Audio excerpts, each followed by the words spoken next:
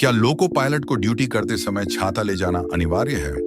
ऐसा इसलिए बता रहे हैं कि हाल ही में एक सोशल मीडिया वीडियो वायरल हो रहा है जिसमें दो को पायलट ड्यूटी करते समय छाता लगा रखा है और उसके पीछे छाता लगाने के कारण यह है कि ट्रेन की छत से पानी का रिसाव हो रहा है और बारिश में ट्रेन की छत से पानी टपक रहा है और लोको पायलट अपने आप को बचाने के लिए छाता लगा रखा है। लेकिन इस वीडियो को लेकर आपकी क्या राय हमें कमेंट जरूर करें और वीडियो को लाइक शेयर करें।